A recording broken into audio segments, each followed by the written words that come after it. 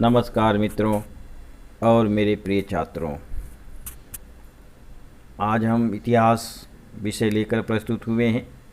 इसमें हमारा चौथा पाठ शिवाजी महाराज से पूर्व का महाराष्ट्र। शिवाजी महाराज के पूर्व महाराष्ट्र की क्या स्थिति थी? 17वीं शताब्दी के प्रारंभ में महाराष्ट्र का अधिकांश प्रदेश अहमदनगर के निजाम शाह और बीजापुर के आदिल शाह के आधिपत्य में था। मुगलों का खानदेश में प्रवेश हो चुका था। उनका उद्देश्य दक्षिण में अपना सत्ता विस्तार करना था। कोकण के तटों पर अफ्रीका से आए हुए सिद्दी लोगों ने अपनी बस्तियां बसाई थीं। इसी कालखंड में यूरोप से आए हुए पुर्तगाली, अंग्रेज, फ्रांसीसी और डच आदि विदेशी सत्ताओं के बीच समुद्री प्रतिद्वंदिता और पारस्परिक संघर्ष प्रखर होता जा रहा था। उनके बीच व्यापार के लिए बाजार पर अपना नियंत्रण पाने के लिए होड़ मची थी। पश्चिमी तट पर गोवा और वसई में पुर्तगालियों ने पहले से ही अपना राज्य स्थापित किया था, तो अंग्रेजों, डचों और फ्रांसीसियों ने व्यापारी कंपनियों के माध्यम से गोदामों के रूप में चंचू प्रवेश किया था। ये सभी सत्ताएं एक दूसरे की शक्ति का अनुमान करती हुई स्वयं को सुरक्षित रखने का प्रयास कर रही थीं। साथ ही जितना संभव होगा उतना अपना वर्चस्व बनाए रखने की योजना में लगी हुई थीं। उनके इस पारस्परिक संघर्ष के कारण महाराष्ट्र में अस्थिरता और असुरक्षितता निर्माण हुई थी। यूरोप के इन अलग अलग लोगों को उनके टोपों के कारण टोपकर अर्थात टोपावाला कहती थी। शिवाजी महाराज से पूर्व के समय में लोगों की बस्ती, प्रजा और शासक के बीच अधिकारी, बाजार हाट, कारीगर आदि सेतु का कार्य करते थे। इनका स्वरूप समझने के लिए गांव यानी मौजा, कस्बा और परगना जैसे भौगोलिक स्थानों का परिचय होना आवश्यक है। कई गांवों को मिलाकर परगना बनता था। सामान्यतः परगना के मुख्य स्थान को कस्बा कहते थे। कस्बे की अपेक्षा छोटे स्थान वाले गांव को मौजा कहते थे। अब हम गांव, कस्बा और परगना का क्रमशः संक्षिप्त परिचय प्राप्त करेंगे। गांव क्या होता था उस समय? अधिकांश लोग गांव में ही रहते थे। गांव को मौजा भी कहते थे। गांव का प्रमुख पाटिल मुखिया होता था। लोग गांव की अधिकाधिक भूमि उपज के लिए उपयोग में लाएं, इसके लिए गांव का मुखिया अर्थात पाटिल प्रयास करता था। गांव में झगड़ा विवाद होने पर शांति बहाल करने का काम पाटिल करता था।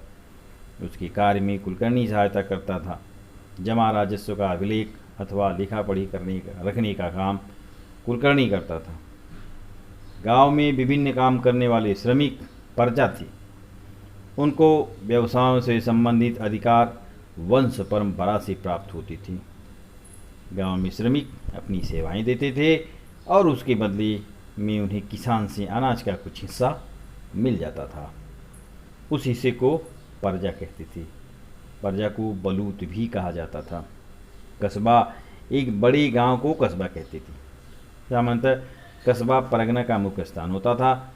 जैसे इंदापुर परगना का मुख्य स्थान इंदापुर कस्बा, वाई परगना का मुख्य स्थान वाई कस्बा। गांव की तरह ही कस्बे में भी मुख्य व्यवसाय खेती ही होता था। वहाँ बढ़ई, लुहार आदि कुशल श्रमिक कारीगर भी होते थे। कस्बे से जुड़े बाजार पेठ भी होते थे। सेठे और महाजन बाजार पेठ के माफीदार अथवा जागीरदार प्रशासक होते थे। ऐसा नहीं है कि प्रत्येक गांव में बाजार पेठ होते थे, लेकिन गांव में बाजार पेठ बसाने का काम सेठों और महाजनों का होता था। इसके लिए उन्हें सरकार द्वारा जमीन और गांव वालों से कुछ अधिकार प्राप्त होते थे। बाजार पेठ का हिसाब किताब रखने का काम महाजन देखता था। वीर माता जीजाबाई के आदेश पर पुणे के समीप पाफाड़ में एक पेठ यानी हाट बसाई गई थी। उसे जीजापुर कहते थे। मालपुरा, खेलपुरा, परसपुरा, विठापुरा ये भी औरंगाबाद में बसाई गई नई पेठें हैं। ये नई पेठें मालोजी, खेलोजी, परसोजी और विठोजी के नामों पर बसाई गई थीं। खेड़ से जुड़ा शिवापुर शिवाजी महाराज के नाम पर बसाई गई पेठ थी। दो गांव स्वतंत्र हैं, यह दर्शाने के लिए बुद्रुक और खुर्द शब्दों का प्रयोग किया जाता है। मूल गांव बुद्रुक और नया गांव खुर्द होता है, जैसे बड़गांव बुद्रुक और बड़गांव खुर्द। अब आते हैं परगना की तरफ। परगना कई गांवों को मिलाकर परगना बनता था। फिर भी सभी लोगों में गांवों की संख्या समान नहीं होती थी। जैसे पूरे परगना, यह परगना बड़ा था, जिसमें 290 गांव थे। चाकण परगने में 64 गांव थे। सिरवल परगना छोटा था, इसमें 40 गांव थे। देशमुख और देशपांडे परगना के माफीदार अर्थात वतनदार अधिकारी होते थे। परगना के पाटिलों का प्रमुख देशमुख होता था। गांव के स्तर पर जो कार्य पाटिल करता था, वही कार्य परगना के स्तर पर देशमुख करता था। इसी तरह परगना के सभी कुलकर्णियों का प्रमुख देशपांडे होता था। गांव के स्तर पर जो कार्य कुलकर्णी करता था, वही कार्य परगना के स्तर पर देशपांडे करता था। ये माफीदार अर्थात वतनदार अधिकारी प्रजा और सरकार के बीच सेतु अथवा पुल का काम करते थे। परगना के गांव पर कोई भी संकट आता अथवा अकाल जैसी स्थिति निर्माण हो जाती, तो प्रजा की मांगों को सरकार के सम्मुख रखने का काम ये वतनदार अथवा माफीदार अधिकारी करते थे। कभी कभी ये अधिकारी अपने अधिकारों का दुरुपयोग करते। कभी वे प्रजा से अधिक पैसा वसूल करते, तो कभी प्रजा से इकट्ठा की गई राशि को सरकार के पास जमा करने में विलंब करते। ऐसी स्थिति में प्रजा त्रस्त हो जाती। अकाल का संकट।